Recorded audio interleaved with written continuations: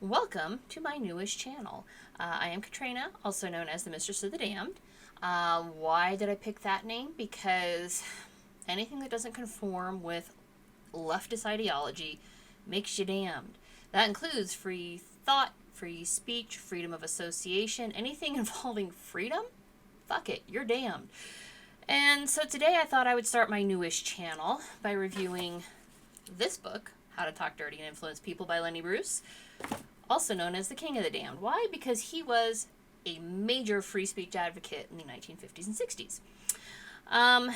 So after the horror shit show that was 2020, the business that used to reside at this channel tanked. Okay, it's fine. Shit happens. Life goes on.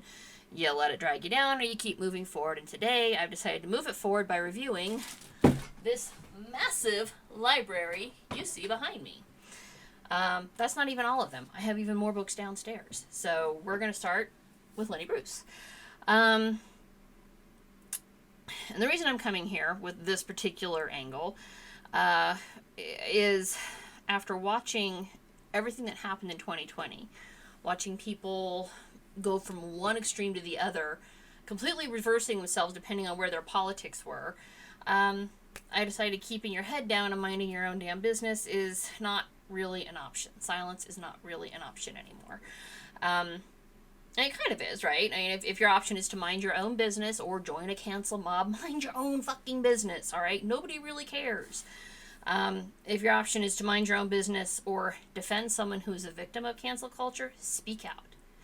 Even if you don't agree with that person's position, speak out. Our freedoms are being eroded by a tiny minority of incredibly loud busybodies. Seriously, freedom of speech is dying, and it started with Lenny Bruce. So many people, judging by Google search results, seem to think that Lenny Bruce is a fictional character from the marvelous Mrs. Maisel, sort of a plot device to Deus Ex Machina her out of problems in her career along when needed. And that's exactly wrong. Mrs. Maisel is wholly fictional, while Lenny Bruce was very real. He was born Leonard Alfred Schneider on October 13, 1925. He joined the U.S. Navy in World War II. When he got out of the Navy, he tried comedy, didn't have much luck, jumped into the Merchant Marines. When he got out of the Merchant Marines, he married Honey Harlow, who was the love of his life. They were married 1951 to 1957 and had one daughter, Kitty Bruce. So that's kind of a rough biopic on him. Obviously, there's a lot more that goes into a 40-year life, a 41-year life. So let's see here.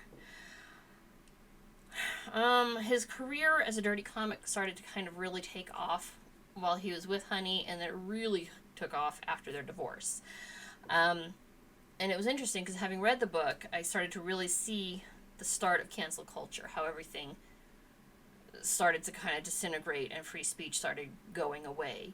And let's just, for example, you see all these little flags I have here. Each one of these little colored tabs denotes something that Lenny would have gotten canceled for by today's mobs, okay? Fortunately, when it started, it was the police and the courts trying to cancel Lenny Bruce. Now, I don't say fortunately because that sucked, right? Obviously, they had the power to arrest him and make his life hell, and they did. The Supreme Court determined that that was illegal. The police and the courts couldn't do that. Unfortunately, the idiots everywhere were like, oh, okay, well, then we'll just do it for you. Since you can't do it, we'll do it. And that's sort of been the ethos for the last 40 years is if the courts won't do it, we will. And this rise of mob mentality and the horror of cancel culture. So, let's see here. So we have this kind of piece of intellectual dishonesty as a result of everything, because everybody loves to claim Lenny Bruce as his, right? I mean, he was brilliant. He was wickedly funny. He told the truth as he saw it, and everybody wants to claim him as his because, leftists like to claim him because, hey, he was hip. He was Lenny Bruce. He told the truth, and the religious right tried to cancel him. Oh my God, the religious right, they're so scary, right? And okay, that's true. All right, there's truth in that. The religious right did try to cancel him. That is who was driving the push to get him off the stage and out of the mainstream was funded by the religious right who disliked his takes on religion, politics, basically everything about him because he told the truth. Where else does that ring true? Who else is canceled for telling the truth? I wonder. Anyways, so there's our intellectual dishonesty. But here are some of the things that Lenny Bruce said then, that if he said them today, would get him canceled. When Lenny was in the Navy and he decided he had had enough of Navy life, he decided to dress in women's clothing. Now, this was lampooned on MASH, right? The TV show that was set during the Korean War, with Klinger, I think was the name, and he'd come out dressed in women's clothing, and ha ha ha, it was a funny bit. But that actually worked for Lenny Bruce. He was discharged, and in his own words, a transvestite is a nut who likes to dress up in women's clothing. That's politically incorrect today. Another thought, as with drug addicts, and this one's a direct quote from his book, as with drug addicts, Horace's homosexual traits were environmental. He wasn't born that way. He was introduced to a group once that gave him identity. He was a stock boy at Macy's, and after one summer in Atlantic City, he came back a faggot. He could just as easily have come back a junkie or a water skier or a Jehovah's Witness. The point is, he came back as something. That's a direct quote, all right? That entire paragraph right there, if that were a tweet, oh my God, the mobs would lose their collective minds, right? Identity politics started then, apparently, because it gave Horace an identity. Oh my God. Lenny had a whole chapter on when he first married Honey, and they spent some time, I think it was in Florida, where he dressed up as a priest and was going around soliciting donations to help leper colonies. And I think he actually did donate the money to leprosy, at least part of it. And then part of it he kept for himself, doing the legwork. But he found in this one town that essentially women will cry rape to get out of their own agency, right? So they voluntarily engage in sex with somebody, and then because they're not supposed to be having sex with that person, they cry rape to get out of their own agency and having willingly done so.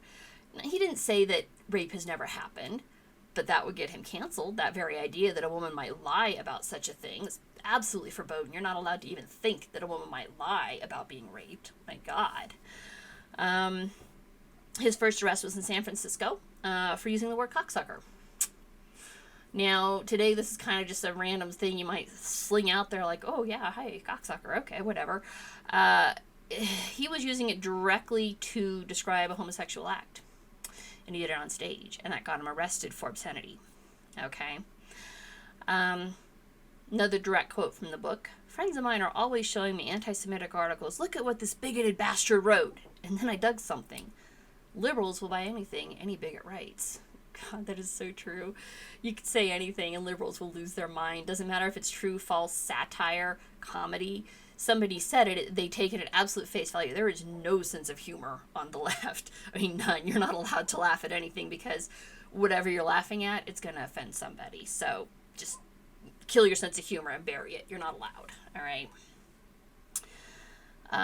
Concepts that Lenny had that were way ahead of his time. Hell, they're not even relevant today because people want to just get rich quick and, God forbid you actually do some work and put something out there that people might be interested in. 4 years of working in clubs.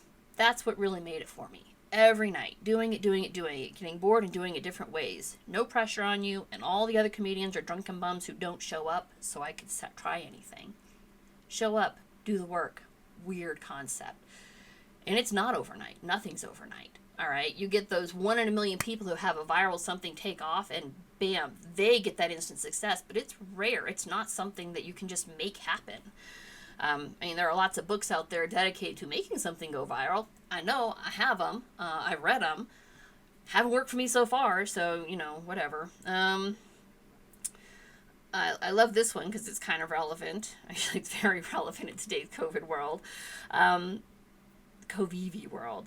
Doctor gives a shot because the patient won't feel as if they got their money's worth without it. But the doctor also knows that constant inappropriate usage of antibiotics is breeding strains of bacteria that are resistant to drugs.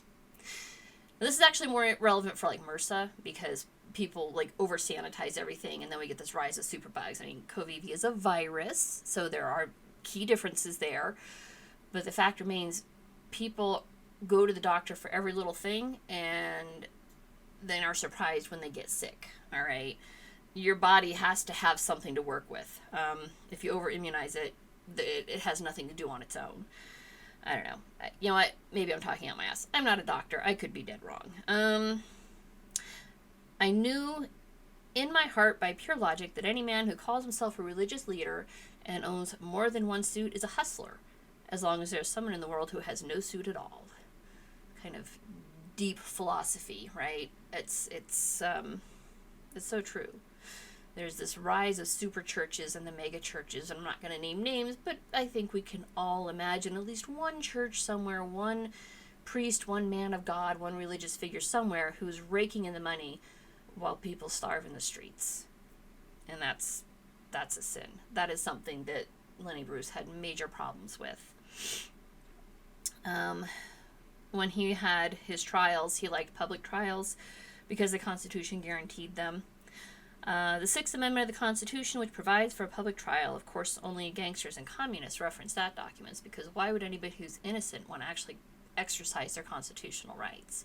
And this is a thought that's been reinforced over and over and over and over again from the time of, 9/11 at least, because everybody's like, oh, well, why wouldn't you want the government listening to you if you're not doing anything wrong?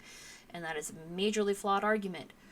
Why would you ever want the government listening to you? It is none of their business what private citizens are doing. So, hi, FBI guy. I think my boyfriend's FBI guy is Chad, or husband. Sorry. Oh my God, I just dead named my relationship. Sorry. Husband's FBI guy is Chad. I don't know if we share an FBI guy. I could be wrong on that one, but, hi, Chad. Let's see here. In reference to when his conviction for obscenity was overturned, and it wasn't overturned because his case went to the Supreme Court. Somebody else had a free speech case go to the Supreme Court. But his conviction was overturned as a result of that. And when the judge overturned it, of course, he made a statement. And Lenny's response was, they're only really saying the Constitution won't permit them to convict me. But if they had their choice, but of course, their choice is to pass that buck on to private citizens who mob up and chase people away and try to cancel them online these days. People who try to blow up trains are good nuts and should be sent to a mental institution. Like, serial killers, crimes, right? They're insane. They can't know what they're doing. They must go to a mental institution. But bad nuts, who only try to hurt themselves through use of narcotics, should be sent to jail. I'm pretty sure this was before the war on drugs. I feel like the DEA didn't exist until the 70s, although I'd have to look that up to confirm it. But yeah, we're imprisoning people for doing something that only hurts themselves. And that is an absolute shame and a crime. I did like his connection between marijuana starting drug abuse is as Catholic bingo parlors start gambling addictions. I love that connection because, right, what starts drug abuse is feelings of isolation. That starts drug abuse. Now, if any of the above offended you, congratulations. You would have been one of the pearl-clutching old maids calling for Lenny's head during his obscenity trial. But if you're with me so far, maybe there's hope yet, okay? A couple of closing thoughts here. He included some letters and commentary from people who wrote to or about him during his obscenity trials that are very true. One of them was from the Reverend Sidney Lanier. Your comments are aimed at adults, and adults don't need or shouldn't have anyone to protect them from hearing the truth in whatever form it appears, no matter how noble the motive for suppression. I mean, tell me that he wouldn't have been horrified by this concept of safe spaces. There is nothing inherently safe about planet Earth, all right? You're not here to be safe. You are here to be competent, to grow up, to learn to live with your fellow man. There are 7 billion people on this planet. Most of them give not two shits about you. In fact, I would say outside of your 20 closest people, relatives, none of them give a shit about you. So why would you try and force everybody into safe spaces when safe spaces inherently do not exist? This was from Stephanie Gervis Harrington from the Village Voice. Sitting in on Lenny Bruce's current New York obscenity trial, one gets the feeling of being present at a historical event, the birth of the courtroom of the absurd. The courtroom of the absurd absolutely fits the definition of cancel culture. Lenny himself, I have become possessed of winning, vindicating myself rather than being vindictive. And he was ultimately vindicated. Lenny Bruce died on August 3rd, 1966. I think the official cause of death was heroin overdose. I know some of his closest friends and family feel like he was persecuted to death by the courts, which again, that feeling of isolation drives people to do drugs. So they could be right on that. That feeling of persecution pushed him to do more and more. Ultimately, after his death, free speech did skyrocket, for a time at least. All of the great comedians of today, Louis Black, Joe Rogan, Robin Williams, George Carlin, Henry Rollins, Hugh Hefner, anybody who's ever stood outside of what's approved at the time did so standing on the shoulders of Lenny Bruce. On December 23rd, 2003, New York Governor George Pataki granted Bruce a posthumous pardon for his obscenity conviction, which was late, but better late than never. I mean, you know, at least somebody acknowledged that the man was persecuted. So, if you're one of those people who says, I believe in free speech, but you don't believe in free speech, just admit that you're one of those shrieking harpies who would have canceled Lenny Bruce. That you're one of those, you're a fascist piece of garbage who would have canceled Lenny Bruce. All right? There is no but. I believe in free speech. Full stop. Do you? If you do, start defending people even if you disagree with them. Because we're going down the toilet, people. This isn't bad time to be an advocate of free speech. To be an advocate of any freedom. Lockstep with the fascists. All right? And the fascists, understand, are not the right. All right? They're not who leftists want you to think they are. The fascists are the people shutting people down for disagreeing with them. One final thought from the book. Believe it or not, I have a dread of being a martyr. That was far too late, Mr. Bruce. You were martyred decades ago. So that's it. It is an amazing book. Wickedly funny, always. He's Lenny Bruce. You gotta love him. You can, buy it at any bookstore. If you can't buy it at any bookstore, they'd probably order it for you. Libraries, if you're lucky enough to live someplace where the government hasn't shut them down, then you can probably get them in a library. If it's not at your library exchange. If you like what you saw, make sure you hit the subscribe button. If you're feeling generous, I've included links to PayPal and Venmo. I also included a link to the Lenny Bruce Memorial Foundation, which was founded by his daughter Kitty in 2008. It's dedicated to combating drug and alcohol addiction with scholarships and education. So if you stuck with me this far, thank you so much for watching, and I hope to see you next week. Thank you.